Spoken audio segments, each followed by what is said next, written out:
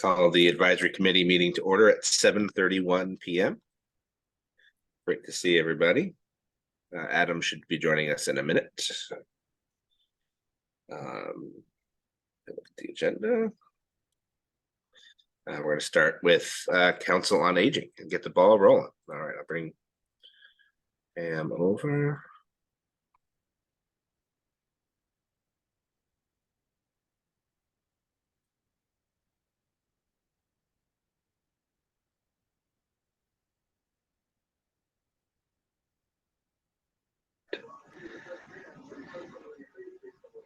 Can you guys hear me?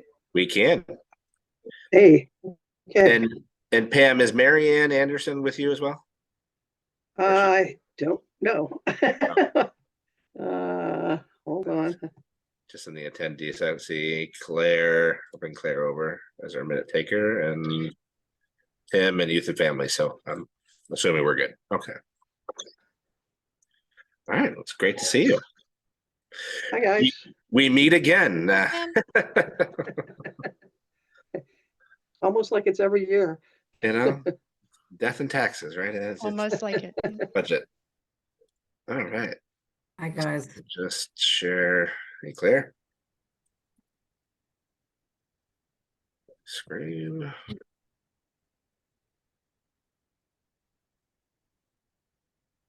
I don't see Mary Ann, so let's. Mary Ann's in the attendees. Is she? Okay. But should I bring her over? No, it's okay. She's fine. Okay. Unless she wants to. So you see the letter here, right? Just to make sure. Yep. All right. So Pam, just kind of you as usual, just a refresher, and there's not a lot going on in your budget this year, but we always like to talk to you and hear from you and see what's going on. And I thought this has been in the folder, but you guys know I could talk about the senior center forever, but it's an interesting year coming up.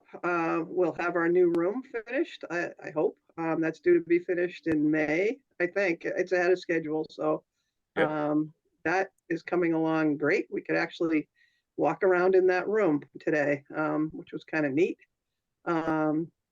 So with that, one of my big focuses is going to be working on bringing in people to spend more time at the senior center as opposed to coming to an activity and leaving. It's going to give us, a nice place for people to chat with friends and to do things. So I'm going to focus a lot on activities kind of in that kitchen and using that room as an extension of the kitchen. And we're going to run some smaller programs in there where, people can come in and sit down and watch, TED Talks or watch, a Netflix series or different things like that, smaller activities in that room. It's something that can be unplanned as far as using that room where people can spend time, but it's also going to be, we're going to put some work into that with some of those mini programs to really kind of bring that aspect of the senior center up. Years ago, it was kind of a gathering place and people were used to kind of making do with what we had with the space. It was a different crowd. They were just happy to have something. And it was, those were our people that are now gone. We've got a whole new group and a whole new kind of way of doing things and different levels of interest in different things. So that's one of the reasons why we're not asking for any kind of new programs or activities. We've got enough money in the budget to use to change up what we have to do if we need to change in certain areas. So it's a whole new crop of people. The baby boomer situation is real. There's a ton more people in that age bracket. So we're seeing, we're looking at different activities, different programs, what people want to do, kind of throwing a lot of different things against the wall and see what sticks. My board has about a dozen people on it that come to the meetings, and I use them as my focus group to try to figure out what this next crew of people want. We deal with It's changing. It's really interesting, and trying to get a handle on it. It's a plan in progress. So we're dealing with a lot more younger people, or relatively younger people, younger seniors, in their 60s and 70s that are coming through the door. I mean, people that are just retiring, a lot of people in their 70s, a lot of really active people. So our Trailblazers group is booming. I mean, Marianne is a volunteer that leads that program, and I mean, they're doing hiking, biking, kayaking, all kinds of stuff. They go as crazy as I let them. Um, so they kind of scare me sometimes. So we kind of try to slow them down, but they are up for just about anything. And that group is, Marianne has a core email list of probably, I don't know, 65 people, of people that are pretty active, and got a core group of like 40, 45, 50 people that go to different programs on a regular basis. So we have to focus on that super active bunch of people. On the other end of the spectrum, we are dealing with a ton more frail, older seniors that are in need of services. And along with that comes a big focus on caregivers, which consist of spouses or adult children. So not only are we dealing with the seniors and what they need, we're dealing with the whole support of those caregivers. That's a whole category. Just as simple as looking at, we probably lend out, I don't know, 3 pieces of medical equipment a week. I mean, there's so many people coming in, and that's because we've got people that are old and, on the older side, and they're coming out of rehab, transitioning back home, and they need, medical equipment. But we're also dealing with a ton of like knee replacements on the younger side in the 60s. So it's very different than it was 10 years ago. 10 years ago, I could pinpoint, this is our group that hangs out at the senior center. This is our group of volunteers. This is what they want. This is what they like. These are the people that want to go to certain programs and figure out what they want. These are the bus trips they want to do. Right now, it's a little bit of trial and error to see what it is that most people want. And it's a bit of a moving target right now because it's changing. All I really know is there's a ton of new faces coming through the door on both ends of that spectrum. So it's challenging, but as far as financially, we've got a good core budget, which we really appreciate. The core budget consists of what it would take to run a very basic senior center. And that's what's in the town budget. It's a good solid core. But as I mentioned before, we have a state formula grant, which is based on the census and how many seniors we have in town. And then we also have our Friends group, which also supports us. So it takes, to do everything we do now, it takes all 3 pieces of those things. The town piece is the core. If everything else went away, we could run a basic senior center financially. It wouldn't have to stop. Our staff would exist. Our basic programs would exist. The most essential programs would exist. And it has the, basic operating pieces in it. The formula grant allows us to expand on that, add more programs, really support our Trailblazers group, support our Dull Men's group, which is running, I don't know. I mean, we can't even fit them in the room anymore. They average at least 30 guys showing up in there every week. I still don't have an explanation for why that works. I think it's Bill Harrington that makes that work, but it's basically, if you don't know it, it's kind of, if you see a bunch of guys sitting around Dunkin' Donuts or McDonald's in the corner, kind of in the morning, it's an expansion of that. So there's not a lot of expenses with that. On a basic level, it's a box of donuts and some coffee, but they've expanded on what they want to do. So we've put some programming in for that group, some different kinds of bus trips that they want, mostly investigating things that I would never want to go to, but they find super interesting. And so we've given them a little bit of a budget out of the formula grant. We've given, given Trailblaze a little bit of money out of that. It's allowed me to do what roughs out to about a program a month over at Colonial Gardens, which has approximately 60 residents over there. So that's a lot of seniors, a lot on the low income side. It lets me to do some projects over there once a month. We do different programs, and that's pretty new. They've got a whole new management group over there, and they're really into working with us. So it's kind of bringing programs to them to where there's a whole bunch of seniors that, really could use, kind of way to get out of their apartments and spend some time together. And there are other different things within the formula grant that basically allow us to kind of expand on that core. And then there's the Friends group, who they do the fundraising, and they allow us to add some fun stuff. They allow us to add kind of extra, like a dessert to a luncheon, or tablecloths, or I don't know, just a lot of extra things. And they also add finances. So when we do programs like bus trips or holiday events and things like that, they supplement those costs, so we don't have to charge very much to the seniors, and everybody can participate.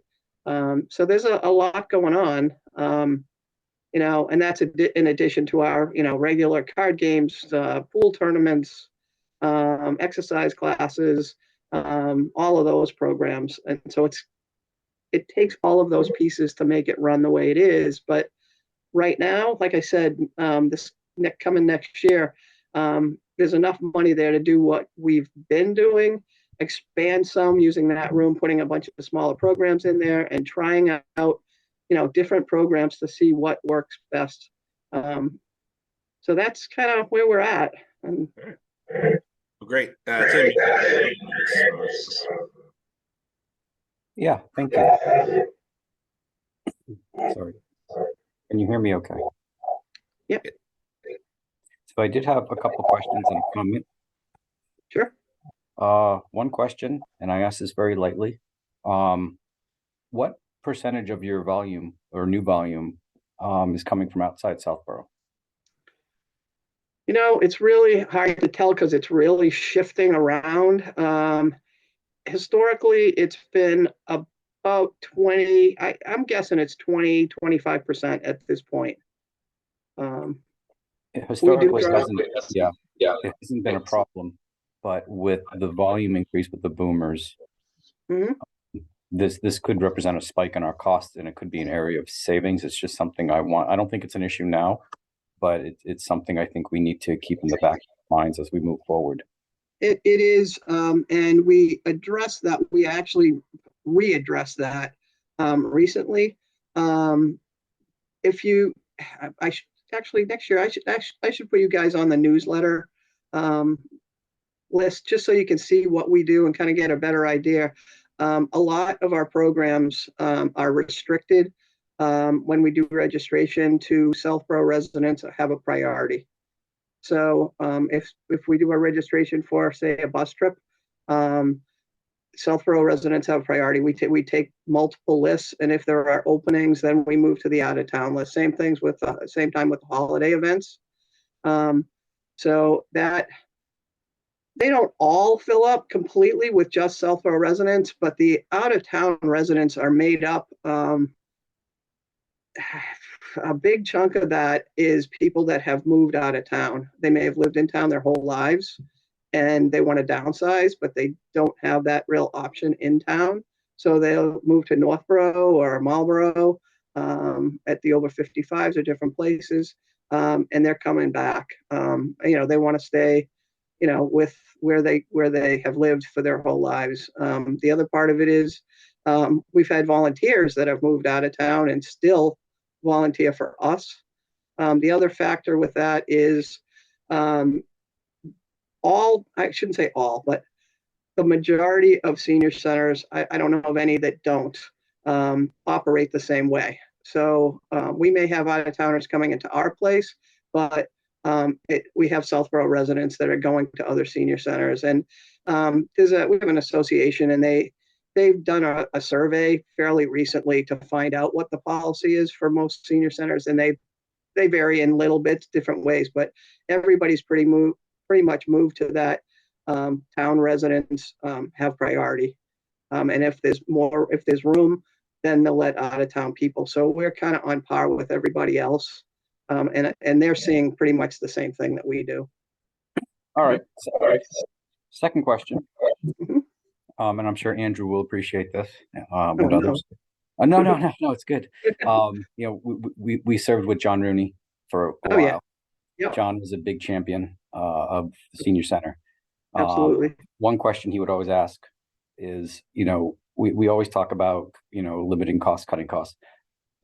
What would you add if you could? Like, what is missing here that the residents need? I would love to add volunteer coordinator. There's a gold mine in Southborough as far as volunteers are concerned, starting with the schools. And people don't really know what a volunteer coordinator does. It's not just have somebody walk in the door and help out at different things. A volunteer coordinator would create programs using resources with volunteers like the schools. But it's super time consuming to, go into the schools, find out, you have to make the right connections. I'll give you an example of like the theater department at the high school. We've done that before. You go in, you find whoever's in charge of that particular program, or say their business program or theater program or whatever it is. You find that contact, you work with that contact, you come up with a program that works for them and fills a need with us. And then you have to set that program up, create it, make it work, and monitor it, and kind of babysit it along. And then hopefully you can replicate that. So there's tons of resources between our schools, Fay, St. Mark's. It's just a ton of resources out there, even with some of the businesses and things like that. But people don't realize how much time it takes to create a good solid program that can fill a need. Would you start with a 20-hour-a-week part-time resource? Yeah, it would definitely be a part-time resource. No question about it. Is that something you would want to try to add to your budget at this point? At this point, I would say maybe next year would be the time to do it. That would probably be best. We've got, like I said, a lot of balls in the air right now, kind of getting our basic stuff settled back into a routine with all of these new people coming in. But I definitely would like to do it. We had a grant a few years ago it wasn't a lot. It was, a small grant. I brought somebody in for, say, it was like 20 hours a month. And that person, I said their assignment was to work with the schools. I didn't care which schools they work with, but to create 5 new programs. And it was great. Some of them we've been able to just continue with. One of them was like the theater program, where we go and every year we set it up so seniors can go to the dress rehearsals for some of their plays and different things. And, that's worked out really well for people. So there's some neat things. What I want to do with that is create programs that we can replicate easily and kind of hand off to our program manager, because all the basics are in there, and then you can move to create more programs. But yeah, we would start slow and go forward with hopefully with those things. It's a neat. We have so many resources in town and so many people that are willing to volunteer. That's one thing that we have never lacked of is getting people to come in, but you've got to create that program first. So I would only urge you to consider when. That's the question, right? When does it start? Yep. Yeah, Okay. I think that would be a good, Tim. That might be a good advisory, or we can meet with Pam in the summertime, because I think also there's other boards and committees and town departments that could probably use similar resources. Mm-hmm. That we might be able to think of some kind of strategy or something, work with the select board to put a plan together on that and see if we can't maybe look at it for next year, but I think there might be something there. Yeah, it would be great for us to be able to do that. It's just, I know it's out there and that it's really cost effective because your bang for your buck is really good. What we get for a return, it doesn't cost us other than the person doing all the work. There's usually no cost attached to those things, which is really neat. And there's a lot of things out there that we can do with volunteers to directly help people. Just different types of programs that can provide, some basic assistance and different things. I know they're there, and I know the people in town are willing to do it. We just need to create it, put it out there, and be specific about it as to what we're looking for and what our goals are. And finding the volunteers is surprisingly the easy part. We're just lucky in town. I've never lacked on that end of things. Okay, great. Why don't I turn it over to Marcy as the liaison? Is there anything, relatively simple budget here, but is there anything that stuck out to you in your conversations with Pam that you want the rest of the committee to know? Hi, Pam. Hi. Thanks for coming. Nothing that stuck out, just that I know you're trying to keep costs very similar to what they have always been. And you did mention the volunteer coordinator in your letter. So I appreciate that. And the data from the census that's gone up, or that will continue to go up. So I think Tim's question was very astute in what do you need that's not here. So I appreciated that question as well. I just wanted to ask one thing. The rec activities, food service, and med surg supplies, those are like higher percentages, the increases. But as I understand, it's just basically what you've been doing. There's nothing huge changing there. It's just that the cost of things are more. Is that right? That's what it is. I mean, it's just like at home. You have sticker shock when you go to the grocery store. It's what I can buy. It just costs a lot more, and you get a lot less. So with the help of the friends and a little bit of that funding from the formula grant, we can hold the line, on what we've been doing. So we're kind of picking up slack in other places and just kind of holding on with that. I've cut back a little bit just to maintain it, but with those other resources and the friends really help out a lot on that kind of stuff. It's just crazy. I mean, it's crazy. It's just like at home. Everything's gotten that much more, but when you see it at home, you kind of just go for it. But when you're doing this, you see it on paper. It's it's really glaring. So yeah, basically I didn't ask for anything that's going to add things. Like I said, we're just gonna move things around and try to hit that target that's coming in. And those were all my questions, Andrew. Thank you, Pam. Great job as always. And Pam, the formula grant, is it still 14 or did they change it this year? I haven't heard anything. Well, it's 14, but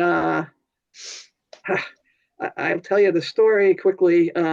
Basically, they did an estimate for the past few years. They did an estimate on what they thought the per town numbers were going to be as far as seniors were concerned.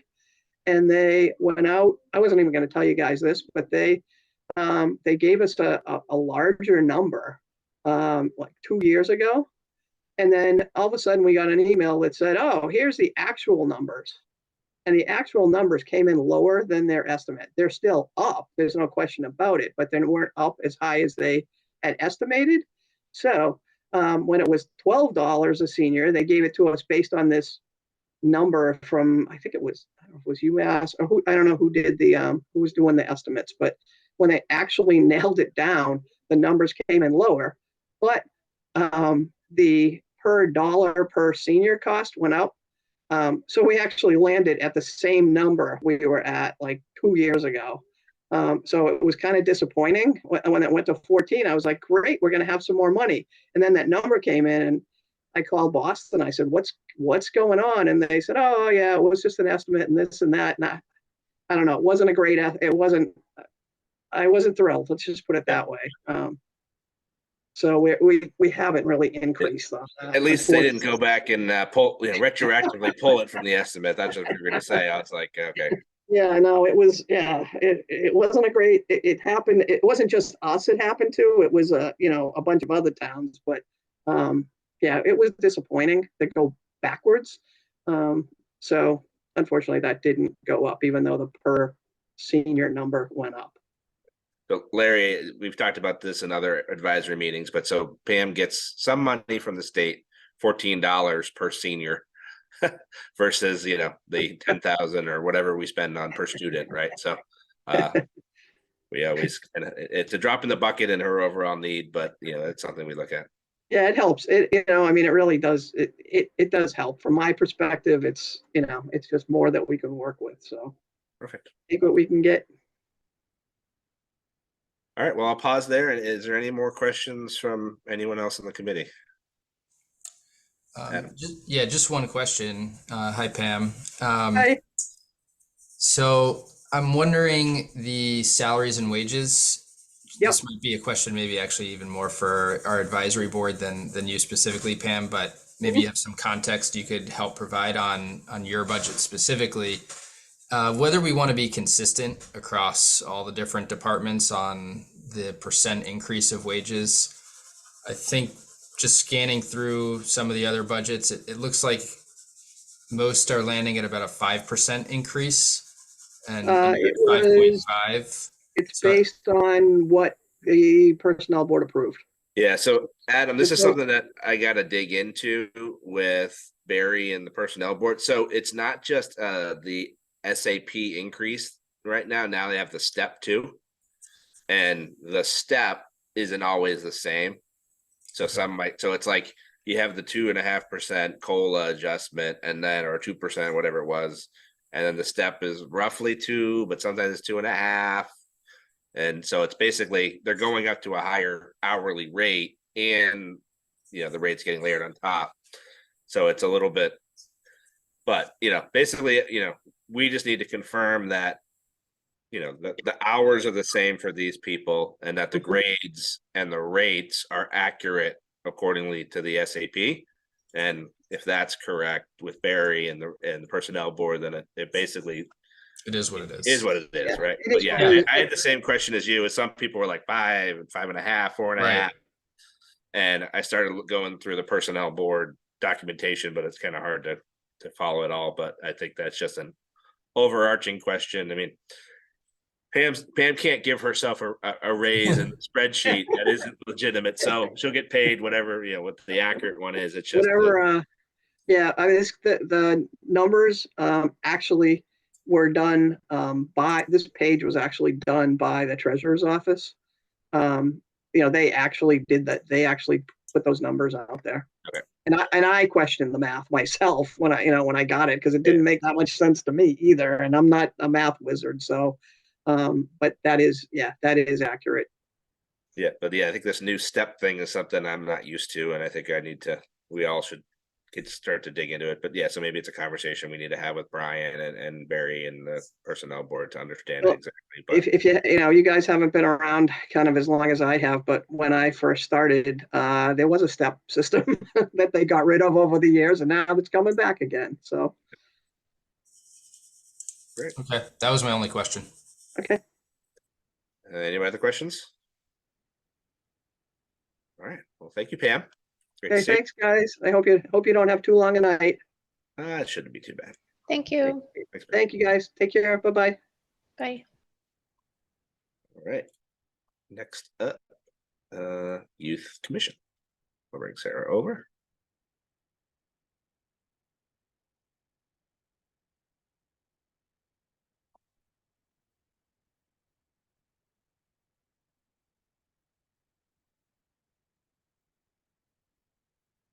Hi, everyone. Hello. How are you? I'm okay. I'm a little under the weather, so forgive Oh. me in advance. Well, It's going around. Yeah, we will make this as short and sweet as we can. Quite all right. I would have let you know if I couldn't be here, so I appreciate the opportunity. Yes. All right. I mean that you so I put your kind of memo on the page here. If anybody from the advisory hasn't read it yet, you can give it a quick read of the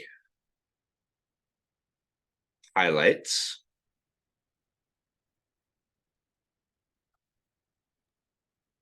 Would you like me to go through Sure, the highlights? if you want. Okay, It's easy enough. I'm just gonna pull it up on the screen in front of me because it's tiny. Okay, so firstly, we have salaries. Just like Pam was saying, you know, this is something that's informed to us by the personnel board and the town treasurer. So we have 4.5% increase for all SAP employees, longevity pay for 3 eligible employees. And the new item that's listed here within salaries, this really came out of a conversation with the select board.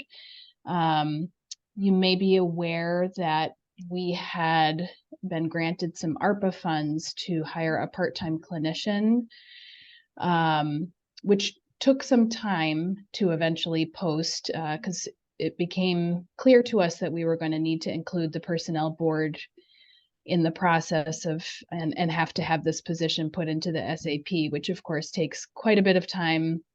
And it happened to be during a salary study, which just sort of prolonged the whole thing. And then it had to go to town meeting for approval. So by the time we were able to post this position, it was really going to be, you know, a 12 to 18 month part-time position, which is a really hard thing to market in a difficult job market as it is. So we went back to the personnel board, or sorry, the select board to see if we can repurpose some of the ARPA funds for other needs that the department had. And in our process of thinking about what the department needed, for the first time in my 15 years of being in this department, we had no graduate interns, which we very heavily rely on to assist us with providing counseling services. We could not put our finger on why. For the first time in 15 years, we had no prospects. We had one interview with somebody. It wasn't a good fit for us or for her. But normally we interview, you know, at least 5 to 6 candidates, and we're very selective with who we bring on board. And this year there was just a real shortage of interested candidates. We did a lot of increased marketing to try to find some other students, but to no avail. And so this was part of that conversation when I had gone to the select board to propose some alternative uses for ARPA funds. There was some conversation about using some of those funds to create a stipend for a graduate level internship, just to make the internship more marketable and competitive. We pursued that a little further, learned that it was not advisable to use ARPA funds for that purpose or for paying employees. But it was still strongly recommended, and there was a lot of interest and support for this. So thus, this is in our budget request for the upcoming year. And our internships, our graduate level internships, are a 600-hour internship. And I did a lot of sort of recon to try to find out what the going rate is for an internship, and it was quite variable. So I landed on a $20 an hour rate for a 600-hour internship, which is what that increase is. For software, we brought on 2 new programs last year, one being Simple Practice, which is an electronic health record system, the other being My Senior Center, which the Senior Center also uses, but is a HIPAA compliant database and registration platform. The cost overall for software is going down because there were some associated training costs last year that we don't have this year. Employee training, there's no change. Printing costs, we're asking for an increase here. This is mostly because our department has really been making a very concerted effort to do outreach, especially to underserved populations, and we really need to diversify our marketing materials for this reason. It means having things printed in multiple languages. It means having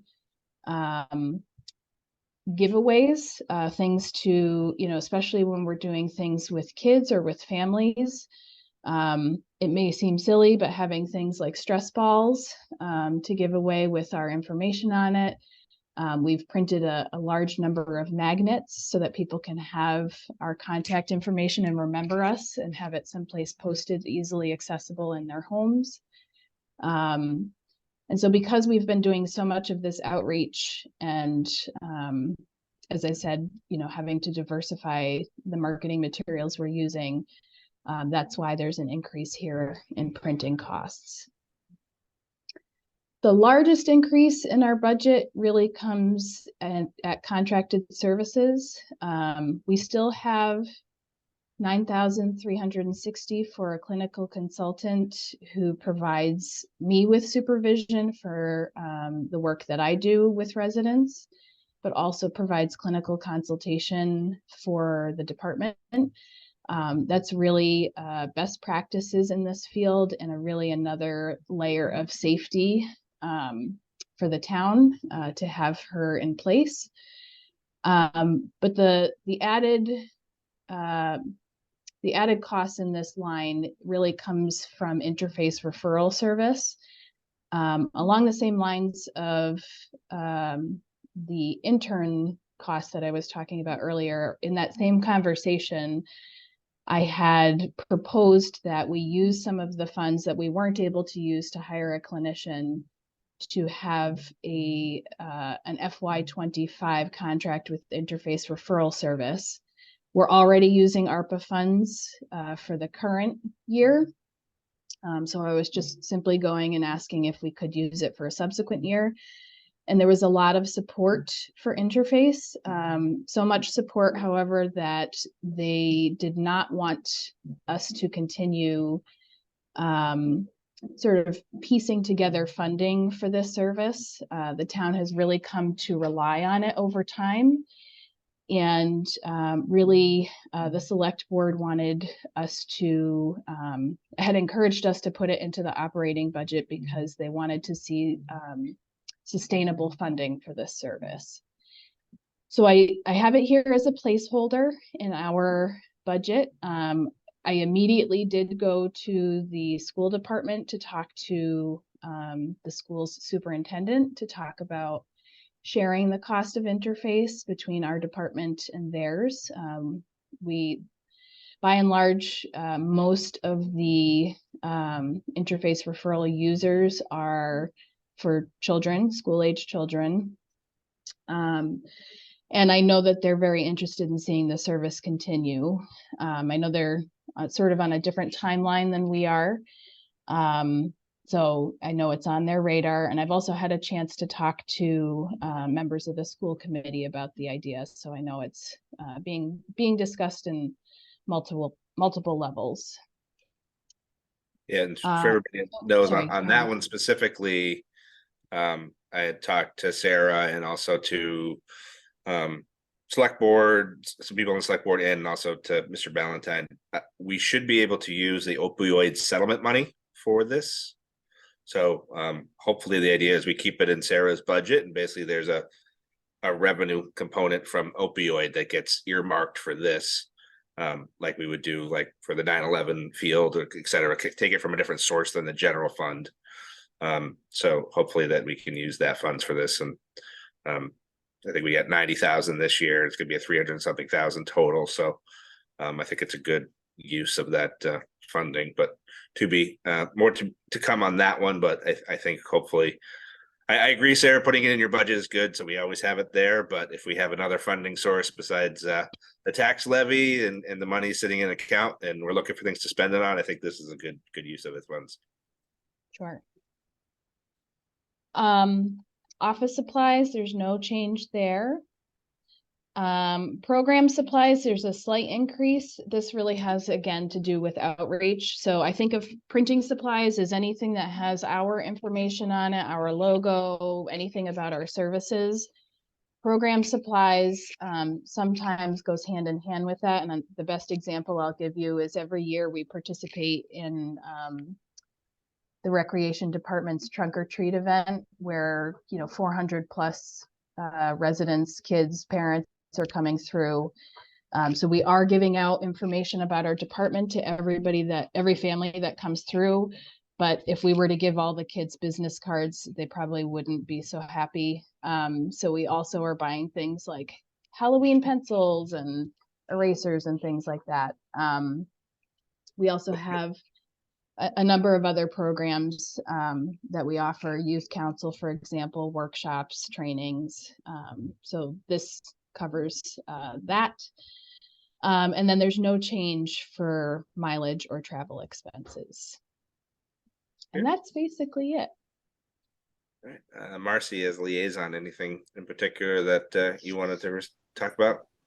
No, Sarah highlighted everything. I think it was really important to note the intern and the paid hours. And as you pointed out, Sarah, that was on the select board agenda.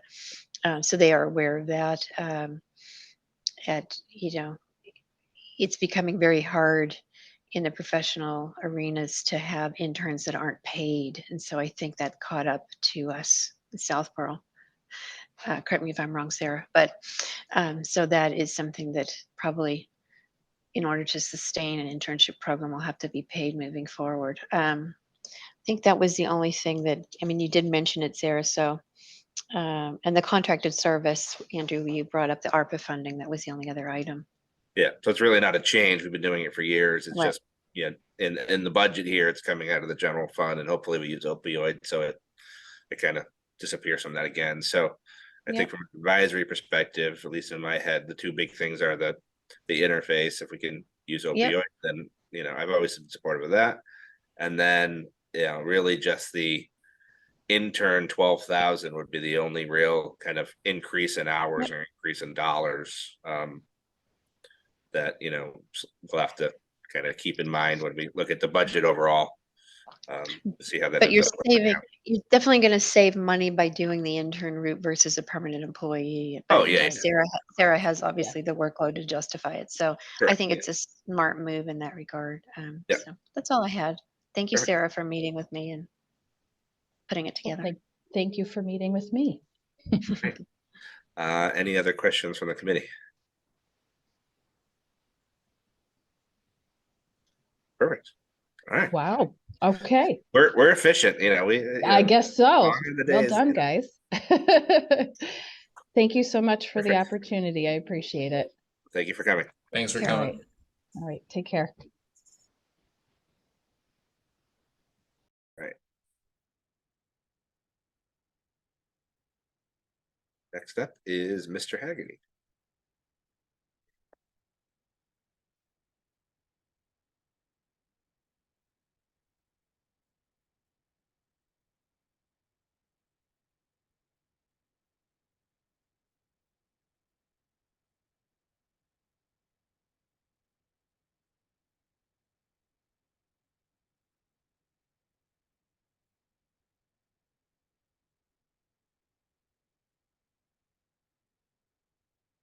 Hi, can you hear me? Yep. Good, Jim. How are you all today? Good. Thank you. Hello. Good evening. Oh, Good evening. how are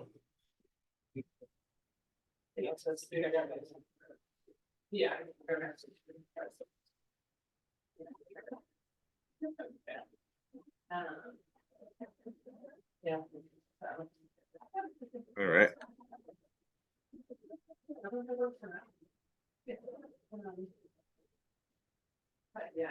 So Jim, why don't you, so I was the liaison to town clerk, so I reviewed it with Jim. He's got a few moving parts, so I might have him explain it to you. Okay, I can go line by line, but just to give you an overview. The biggest change is we have a state election coming up this year that we did not have in the prior year, and the state election has many more requirements for work for us and more involvement in the works than we would have in a normal year. So of the $72,000 increase that we have year to year overall in the budget, 43% of that, or $31,000, is directly related to the state election. And 25% of that will come back to us as an unfunded mandate. For example, in-person early voting, some costs related to vote by mail and so forth, that we can track extra expenses we spend on that. And the state auditor puts together a list and we get money back, but unfortunately, money does not, and it changed from a couple of years ago, that money doesn't come back to offset my budget. It'll come back to the town as free cash.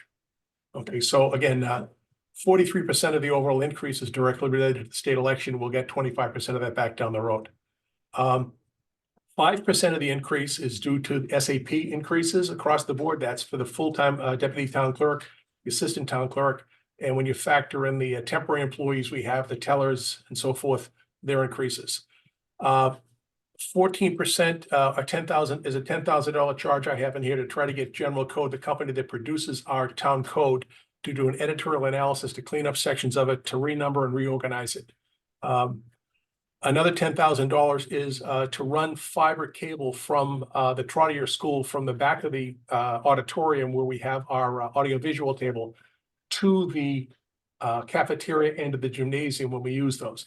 And we'll be using the cafeteria for all of our meetings moving forward. For example, this town meeting we have coming up in March, the moderator is going to start at, I believe, 10 o'clock and run until we're done. We won't have a break for a meal. So we're going to try to set up a meal in that room, but we need to push the audio and video into, so if somebody's having a meal, they can watch the events and so forth. And when we've had overflow, we've had to push them into that. In the past, when we've had overflow to these rooms, we've had to pay $1,000 per room, to rent fiber optic cables to run that. And we ran those in to get the audio video signals back and forth, not only the audio and video from what's taking place in the auditorium to the gym, but from the gym back, as well as the camera feed of who's talking at the mics and so forth. So when we run that to the gym, we run that cable outside in the parking lot, which is problematic for a whole bunch of reasons. Vandalism, potentially, and there has been vandalism at a town meeting that people don't really know about. Somebody's car was keyed at the last town meeting when they didn't like what the speaker said. Somebody could inadvertently, deliberately crank that cable out. So anyway, that's what $10,000 is for. It will reduce our cost by at least $1,000 per meeting moving forward. We won't have to rent the cables once that's in place. That cable will only benefit us. It will not benefit the school whatsoever. It doesn't go through their network. It's a point-to-point connection between the back of the hall and the gymnasium. They could not use it whatsoever. And why are we paying for this? If it's at the school, it benefits us. It doesn't the school. And we have historically paid for other improvements to the school. We had a reserve fund transfer maybe 5 years ago to install power cords running from the ceiling in the gymnasium down to the floor so that we could power up the election equipment without running cables across the floor, which is a trip hazard. So that's what we've done. The other stuff, this minor stuff here, increased audio video to the cafeteria versus a prior election. We didn't have money in for that. Increased maintenance fees are 4% across the board. We'll have extra police at these events moving forward. That's 4%. We have $1,600 in here for destruction of records. These are records that we've been able to scan that are not historical in nature. These are records related to planning, ZBA, and CONCOM decisions that we've been able to scan. Gosh, I don't know how many linear feet of it is, probably 20 linear feet by 5 feet tall, maybe. We're going to double check that we've done all that properly. Then we'll be able to toss those out, save a lot of space. And there's just another $5,000 in miscellaneous things related to the clicker introduction. We're going to be going to DocuSign to allow people like yourselves, when you get sworn into committee, that you won't have to come in person unless you want to. So anyway, the big driver here is the town meeting, the SAP, the town code, and the fiber. I can walk through these individually if you like, but those are the big things that are happening. And I have a list of assumptions there that come into play. The only thing there that really concerns me is election assumption number 7. The legislature is hell-bent on requiring same-day voter registration. And I, for the life of me, can't figure out, they don't plan to do this, that we'll be able to, if Jim Higgity shows up in Brookline and says, I'm a register, we're not gonna have an ability in that hall to connect to the state system to see if Hegarty is already a voter someplace else or is already voted. So I've been told by the Secretary of State that when this comes out, we're just gonna have to accept the person's signature and accept it as valid. I'm not gonna do that. We're gonna have somebody back at the townhouse that will be able to check the state system live and verify that, you know, there's nothing, no hanky panky on that. That's the only thing in here that really is a concern. There are a few little wrinkles. We make assumptions about when the early voting will be held. 8 to 5, Monday through Friday, Saturday, 8 to noon for 2 weeks for the state election and so forth. The state sends guidelines out, and this is where it gets tricky in the elections, that the rules don't apply to, they apply differently to all the elections.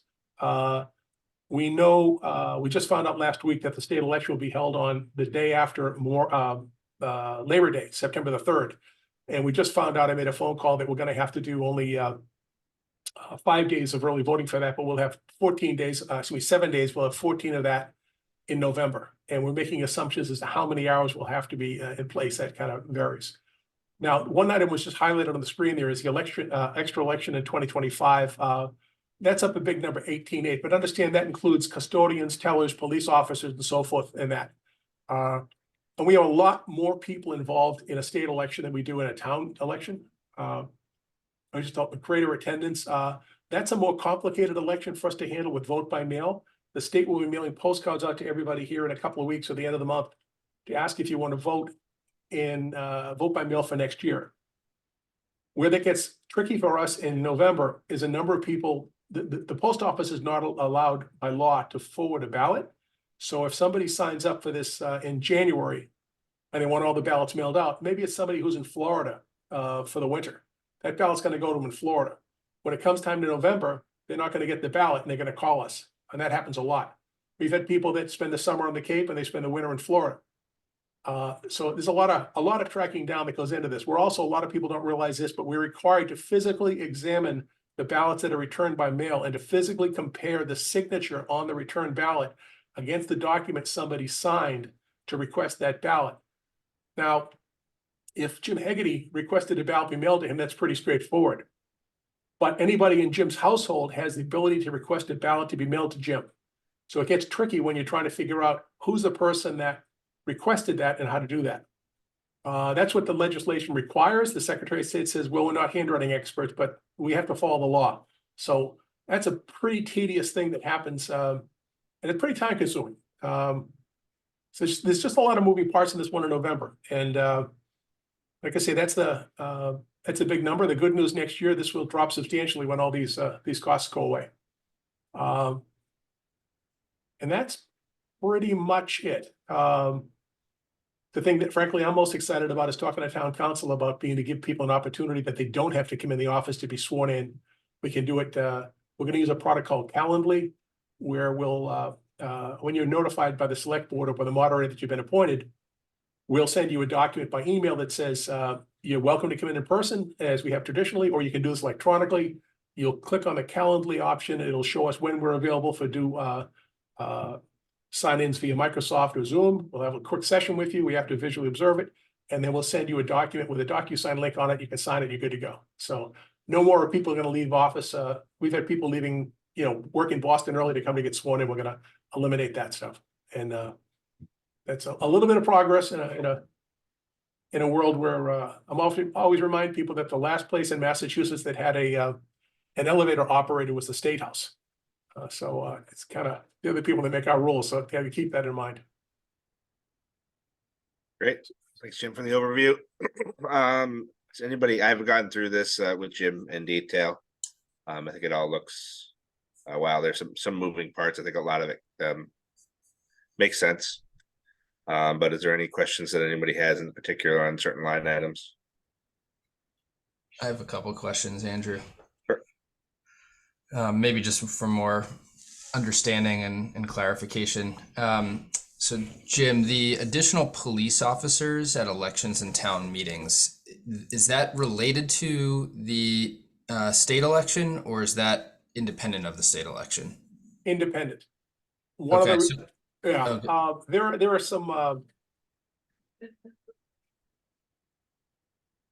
There are some how do I say this tactfully? The public has a right to participate at town meetings and elections in person, despite some baggage they have, including criminal records, or the way some people have, whether those are convictions or pending activity. And I believe we need to have an extra police officer there to be able to address that and ensure that we're providing the proper element of safety for people. Sure. Yeah, I think everyone deserves to have a safe town meeting. I don't disagree with that. I was wondering though, if you could provide the context. I think you just alluded to that. Is that one additional police officer, and what are we going from? What's Sure. the starting point right now? Is it For most elections, we only had one officer, and most town meetings, we had one officer. Excuse me. But if we go, when we're required to have one police officer at elections, and that officer is the custodian of the keys to the ballot box. At 6 o'clock, they open the box, verify for the public it's empty, locked up, they get the key. When it has to be opened, if there's a jam, they're the ones with the keys.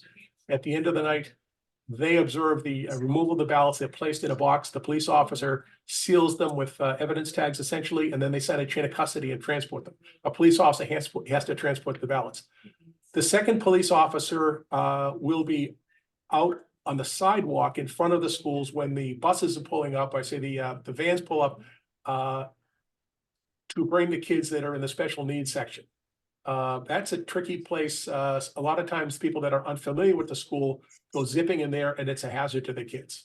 And that other person would be helping outside, essentially. At town meeting, you'll have somebody in the back of the hall, but then when we have to go to another room as well, we need to address that as well. And Adam, one of the reasons this popped up, I forget the name of the town, a little bit north of us here. They had a disaster at a special town meeting when they had an unanticipated, very, very large crowd, and they couldn't handle all of the people in the main hall, and they had an overflow to another room. So they used clickers in the first room and a hand count in the second room. And the problem they ran into is it took a long time to do the hand count in the second room. So the people in the first room that voted on the last article of the night had to do with people selling guns in the town, where they could be zoned, basically. When those people voted, they had to wait. When I watched the video, it was like a 15 or 18-minute wait until the hand counts were in the other room. So those people left the room, and when they left the building, some of them went into the other room and voted a second time. We have a situation with people in another room. I want to have somebody there that can ensure that people don't, aren't coming across to that. Okay. And so I think you'd probably agree that we'd love to get even more participation at town meetings than we already have as far as number of people. Is this the kind of thing that there's a certain formula or number in mind that every X amount of people will need more police officers, or is it rooms that we're managing that's more the factor there? Rooms, not people, Okay. rooms. Yeah. Okay. And I expect the offices to be essentially invisible unless we have an issue. Okay. The second question I had, the additional support due to clicker introduction. Yes. Is that because it's early days for us implementing the clickers, or is this an ongoing increase? Good question. Twofold. In March, when we use the clickers, and probably the next couple of events that we'll have, I will have high school kids in the audience available to answer any calls and address that. However, it does require additional staff at the check-in. You're going to have 2 people check in. When you check in, your typical process, you're going to be given that wristband. We're going to write on that wristband before we give it to you the number of the clicker that you get. And the second person will hand you the clicker. In addition, we need to have somebody standing at the exit to the auditorium to ensure that if you leave to go to the restroom or, whatever the deal is, if you have a red wristband as a voter wristband, where's your clicker? We want to ensure that the clicker stays with you and doesn't stay with somebody else inside. So there'll be a slight cost moving forward, not a lot, but yeah, we will have some extra stuff. And there's also, that's the gist of it. Yeah. Okay. So we'll see that something going forward. And then the last question that I had is the $10,000 one-time cost for wiring. Maybe this actually might be a 2-part question. Do we have a quote for that? Is that it's such a perfect number that it's high to me, but well, there's two aspects. It's $9,600 to meet the code. We had a vendor come out to give us the number, and we have another quote coming from the schools, from their electrician. But it's a little convoluted the way they have to run this. They have to run this outdoors to get one of the lines from the cafeteria, from the gymnasium into the auditorium. So they have to run that in conduit across the roofs of the buildings. And then once you get it in the building, then they have to kind of go around the mulberry bush to get from behind the band room all the way to the front up by the principal's office and back in. And then there's a second independent cable that'll be coming from the cafeteria to the back of the hall as well. And we also, as part of that as well, we've asked them to run separate cabling for the clickers. They'll have a receiver in the gymnasium and a signal to bring that back. And I want a receiver in the cafeteria in case we use that for overflow as well. And that gets tricky because that signal has to come to the front of the auditorium, which is 100 feet from the back. So when you run at a distance with that, that'll be on Cat 5, and you're running into, 100-meter limitations between switches and so forth. That gets a little tricky. Okay. And so what's you had some assumptions there based on us having these meetings in Trotter. Yes. Is that most likely the place where we're going to have these elections, 5 years down the road, or is that how solid are these assumptions long term beyond even 2025? I don't see any reasons why the elections won't continue to be held in Trotter, although there have been some pushes in some other districts and other schools, and one parent in Northborough wants all elections out of the schools. But going back, when I became the clerk 8 years ago, the elections were held in 3 different schools in Southborough, which was problematic for a bunch of reasons. And we got the select board and the schools to let us do it in one place. It's easier for us, easier for storage. It saved us a ton of money as well by putting it in one place. I don't see that changing. The town meetings could potentially change. We have a max capacity of 505 in the gymnasium, in the auditorium. The select board would have an option if they chose to potentially hold a meeting over at Algonquin, which their auditorium has a substantially higher number. So that's an option as well, but I really don't see that happening. In-person early voting, we do that at the front hall in the foyer of the townhouse. And so far, so good. That's they've allowed us to continue doing that. There's another entry. If you get down to number 6 under assumptions, this is kind of interesting. This advanced open, it's actually advanced deposit facility. That's an all-day event that's open to the public that will run in the senior center before the state election. And that's where the ballots that are received by mail and the ballots that are voted early, the ballot is actually opened and put into a ballot box right then. Otherwise, you have 2,000 and 2,500 ballots that we have to open at the election itself. So, if you were voting in person on election day and you're going to put your ballot in, you might have to wait while somebody puts 100 ballots in the box ahead of you, and you stand there, somebody's stuffing the ballot, where these 100 ballots coming from? So we have 25 to 30 people help us on a Saturday just to make that work. So that's it's an unusual thing, but I think it's more secure for the voters. I think it works out pretty well. Okay, those are my questions. Thank you. And Jim, if for annual town meeting, we have the auditorium and the gym or the cafeteria as a backup, or is that just if they're taking a break, they can view it?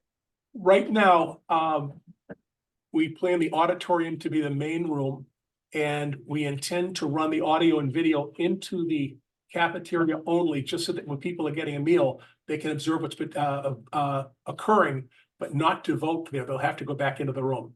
So it'll be a path, they'll be able to watch it, but not participate. Depending upon what the warrant looks like, I get very nervous about this because I don't want to spend the money to have to do the trick up the AV and everything else in the audit and the gymnasium and rent all the gear and the extra people and such.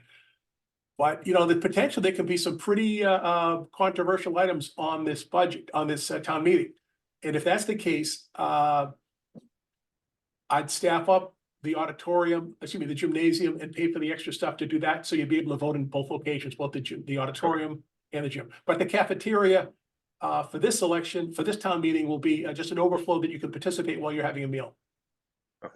So Adam, it's basically like, we'll always be in the Trotter auditorium. It's wired up. And if we need to, we can flex the gym or, Yep.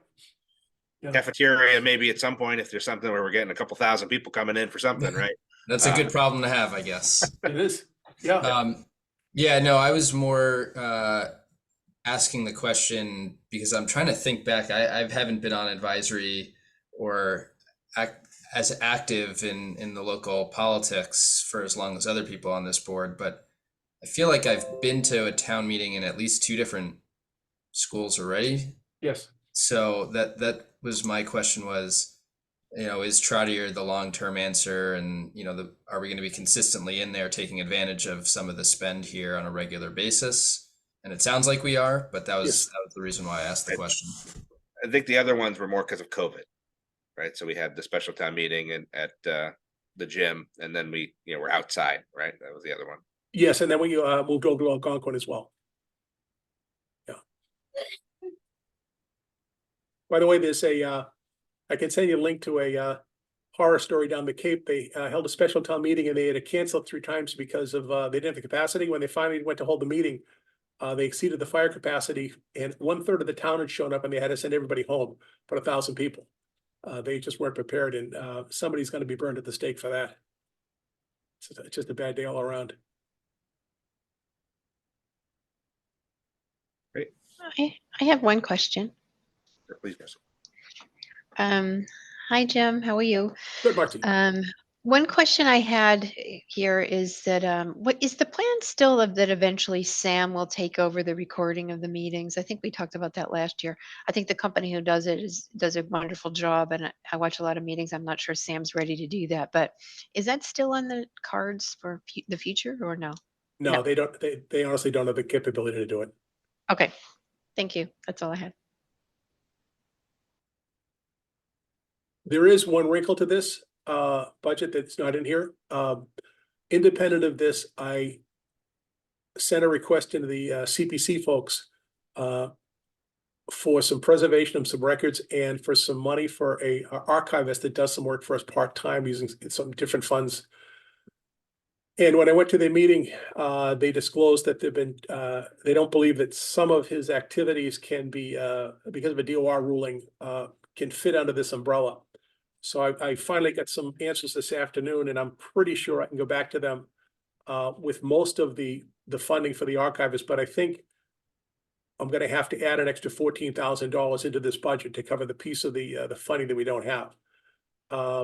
Just as a background, we've been working on multiple independent projects to scan documents that we have.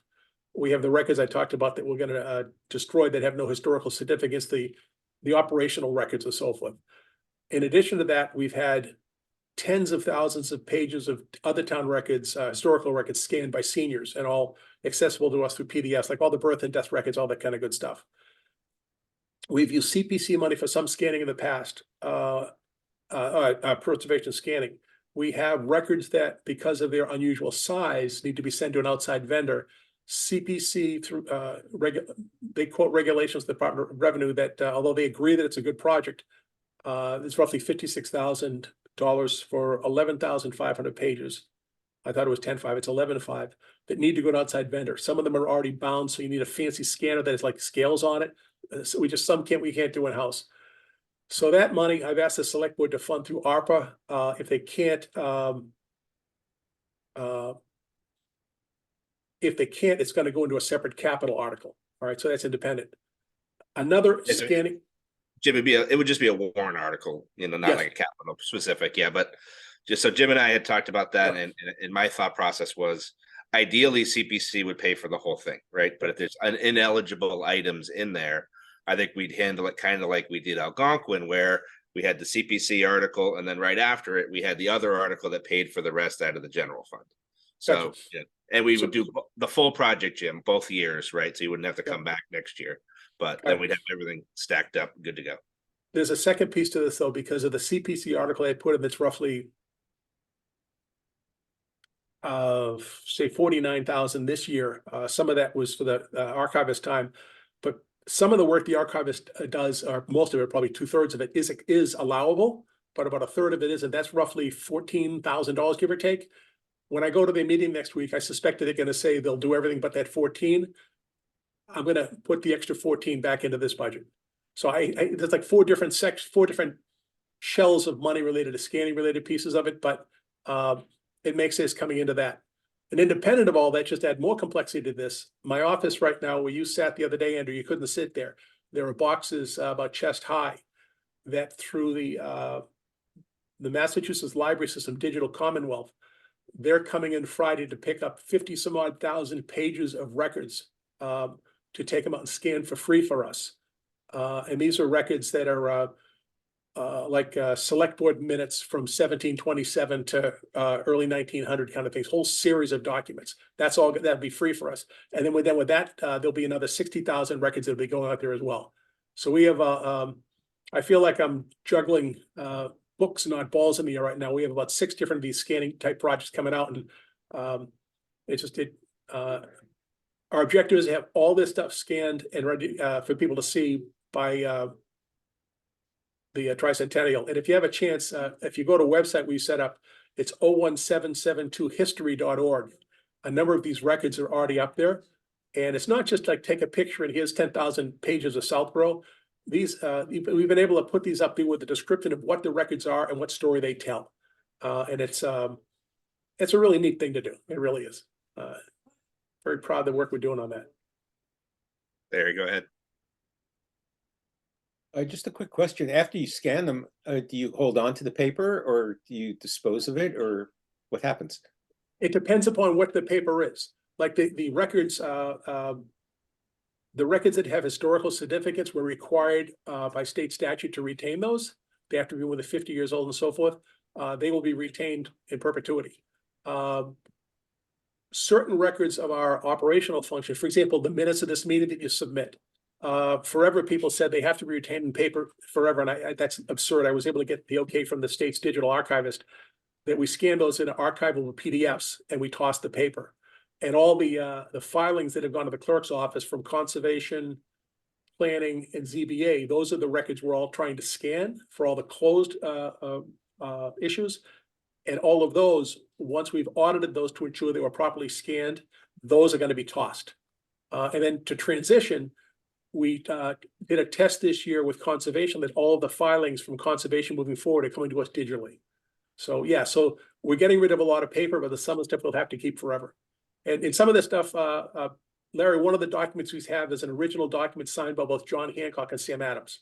And it's actually in superb physical shape. So we have a lot of really neat documents that those items we will have copied and onto, I'm drawing a blank on the page. It's not like cardboard, but it's a heavy bonded big paper to be able to share those with the schools and so forth and put those on display.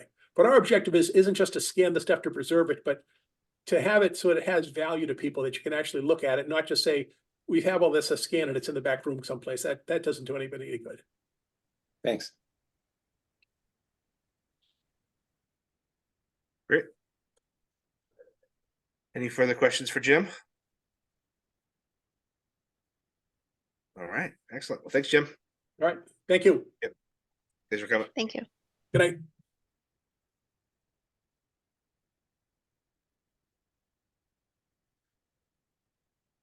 Last but not least, Mr. Davis. Good morning, good evening, everybody. Good evening, good morning, and good night. Good morning and good night. What's going on? Another year, we meet again. All right, let me just put, and for those that might not have made the meeting, select board meeting, recreation, I had included in our, quote unquote, consent agenda. Select board held it, I think mostly because of the trails item. So I thought Tim could come, we could talk about it and answer any questions we might have had or thought that the select board had that we didn't. But Tim, if you want to just, there's not a lot going on here, but if you just want to give us a quick run through. Yeah, like you said, kind of same as years past. The recreation department operates solely or significantly out of a revolving account outside the town's operating budget. So year to year operating budget, the change is very minimal and mainly revolves around salaries. So salaries are what they are with a 5.4 increase, just like every other department has mentioned. Has to do with the increase plus what's going on with the SAP and the personnel board.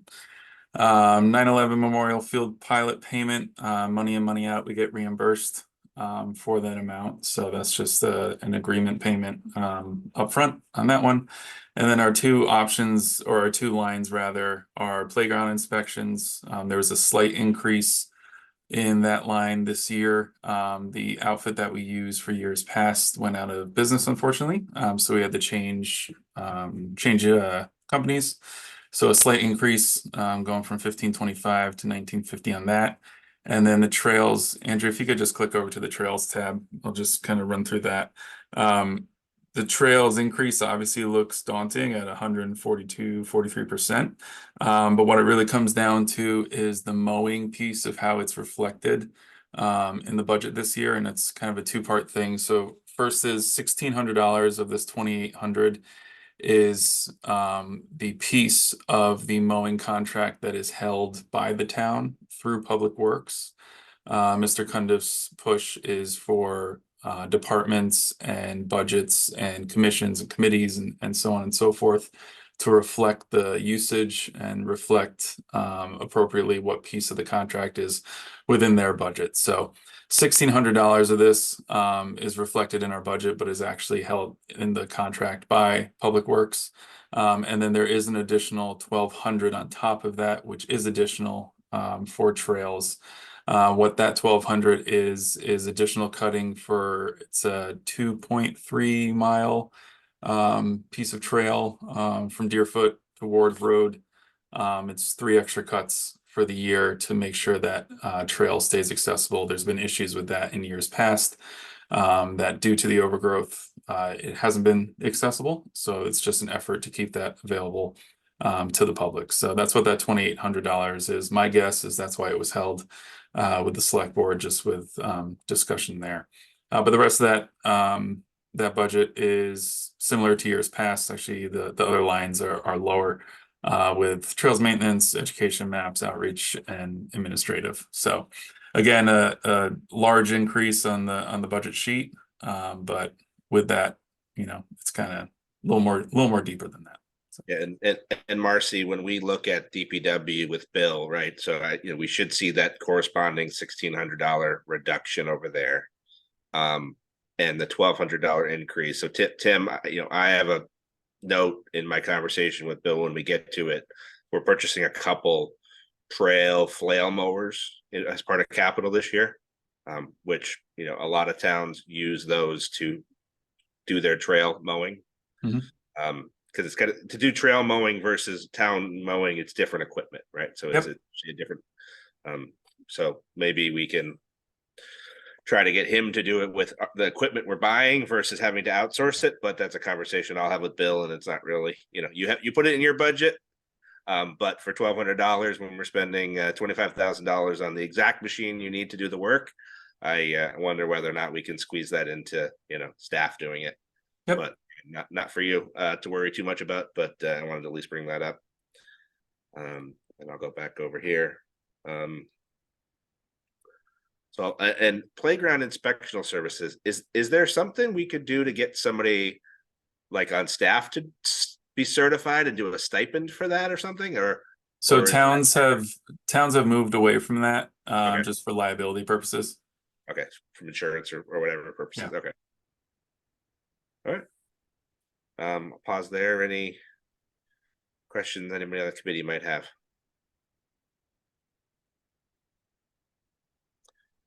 And that's why we added it to the consent agenda. But yeah, so I mean, Tim, thanks as always. Yeah. For rec revolving, are we anticipating keeping it at the same level, or are you requesting an increase this year? Nope, should be same level. And why we have you here is, how's camp registrations and all that stuff going? And Gearing up. Yeah. We're gearing up. We have some turnover. Our program coordinator resigned, so he's done at the end of the month. Okay. He'll be moving on to another department, so we'll have a little vacancy for a little while, but hopefully we'll fill that up by the time spring and summer hits. We should have everything out to the public in February, and we'll blink and we'll be back in front of you at the end of the year. So. And at some point in time, Tim, advisory's been real advocates for trying to increase like the CPA surcharge. And I know Rex, I looked at when I came up with whether or not that was a good idea. I did look at, Rex master plan and your capital plan, and there's certainly a lot of projects on there that could benefit from that. Definitely.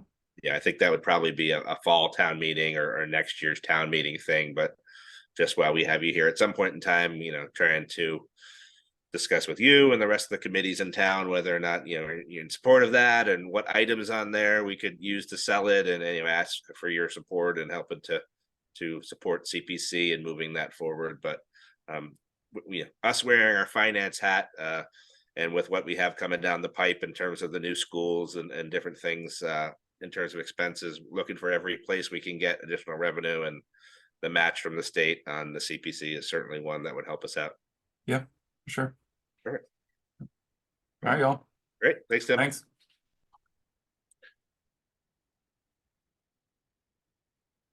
All right. Moving right along. So there's a few other budgets. I don't know if I really think tonight we need to go through some of the budgets that we didn't have on the consent agenda because they came in kind of late, like ADA is flat year over year or whatever. We could probably save that for a later meeting to just vote them. I haven't looked at each one of them individually to see whether or not there's anything of concern or whether or not we have to have anybody come in for those ones. But happy to throw any other budgets up if anybody wants to review anything now, but we can save it for a later meeting. All right, seeing none. Then we have our draft minutes that Claire sent out from our last meeting. Did anyone have any edits? I had a small little one. So Claire, in line 48, just after the Roman numeral 7, just a space before discussion and a space between reserve and fund. That's it. For me. Okay, I can do that. Yep. Anybody else have any other edits? No edits. All right, seeing none. Is there a motion to approve the 11/15/2023 minutes as amended? So moved. Second. Second. All right, roll call vote. Larry. Aye. Marcy. Aye. Adam. I think I should probably abstain, having not been at the meeting. Yep, certainly your choice. You don't have to technically, but Tim. Aye. Andrew is aye. Thanks, guys. 401 on that. I did read them. They looked good. Okay. Yep. And then we'll eventually have one from our joint meeting, but I'll wait for select board to do the hard work and we'll copy and paste what they had. Advisory saves money on that. Exactly. For chair's report. So I think so for next steps in terms of meeting schedule, we have the meeting on the 6th with select board. Schools is not going to be ready. So we'll meet with the other departments. So I don't know if we're in a super rush to get every other budget looked at before that 6th meeting. So I think my suggestion might be to, with the holidays, to have our next solo advisory meeting after the 6th. And then we can hammer out whatever remaining budgets we have. Because we might even need to have a joint meeting, a weeknight meeting, and have the select board come and do the schools kind of on their own, because they're not going to be ready by the 6th. Last year they were ready, or because we had it at the end of January, but so I don't see any real need to meet now between now and January 6th, unless anybody disagrees. Oh, okay. Yeah, so it's basically next steps on the budget is the joint meeting on the 6th. Keep meeting, with liaisons, with the especially those budgets that we'll have there, the big ones, police, fire, DPW, etc. Write down all your notes and whatever we have there. Any questions on that part? Okay. Future meeting topics is budget. And then Neary School Building Committee, not a lot to report there. There were the process of selecting a designer. They whittled it down to 3. I can't remember when the meeting is with MSBA. I think it might have just happened. I have to check with Jason to the actual voting. Technically, Southborough only gets, I think, 3 votes out of 11. So we don't even have a majority vote on who we select as a designer. It's the rest of the MSBA committee. But we got proposals from all the designers, and they all look qualified and have done similar work. And to be honest, we're pretty close together, so I don't think we can go wrong with any of them. And then once we do that, they'll run out multiple scenarios of closing a school, not closing a school, size of the school, renovation of the school, building a new school someplace else, and kind of, I think they'll do a few different iterations and designs and cost estimates for the town to think about, and we'll go from there. All right. Any other business properly brought forth? Anybody have anything else they want to review? Only one question for me, Andrew, just because I missed the meeting where you went through the select board goal assignments. Yep. Is there, did you discuss sort of what our mechanism will be for participating in any of those conversations with them and then reporting back to the group, or are we just sort of working outside of the meeting, contacting the people from the select board that are handling that topic? And I asked the select board to, I sent it to them and it said, start to include us in the loop. I haven't heard anything since then, so I think it might be more of the latter, that we might need to proactively reach out to some of those people and say, hey, happy to help here, or can you get some information, and next time you're meeting, include me, kind of thing. Okay. I did that with a couple that I was on, just because I was talking to one of the select board members and brought it up. But yeah, I think I was hoping there was a blanket effort by the select board to start to loop us in, but I think it might be on a case by case basis. Okay, sounds good. I'll reach again, out. it's a voluntary thing, right? It's not part of it really too much of our purview besides just keeping on top of it for the town. So if they don't include us, or we can't get to it, that's not the end of the world. But I think it's good for us to be a part of some of those conversations, as they certainly have financial impact and are going to come to us probably at some point in time for either a budget item or for a warrant article that we're going to have to support or not support. And it's always easier to be helping to make the cookies than just to taste test them. You actually provide the list to the select board? Yes, I shared it with the select board and Chair Dennington to solicit to give them all. But I'll bug Andrew again to see if he has any thoughts on how best to loop us into that. Maybe they'll bring it up on one of their meetings just to make sure they talk about it. Sounds good. Anybody else? Anything? All right, public comment from our massive attendees. Seeing none. Do I have a motion to adjourn? Motion to adjourn. Second. Great. Roll call vote. Larry. Aye. Marcy. Aye. Adam. Aye. Tim. Aye. And Andrew's aye. Thanks everybody for joining. It's great to see everybody. Have a good night. Well, We'll see you all in person in a couple weeks. Yeah. see you soon. Is there a Happy time New set Year. up for that meeting yet? Have to double check. I think last year was relatively early, I think 9. And where is it held? Last year was public safety building. But I'll double check with Andrew if he's scheduled it and reserved the room, but that's where we did it last year. Got it. And I'm assuming we'll probably do last year, and we'll provide breakfast, snacks, and coffee, and drinks, and then lunch as well.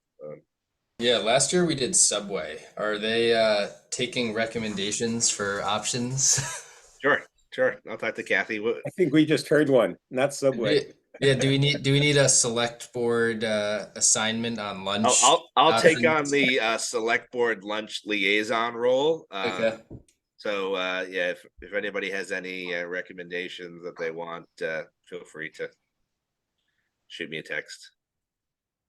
Sounds good. I'll make it happen. All right. Thanks, guys. All right. Thanks, everybody. Thank Bye. you very much. Bye. Bye.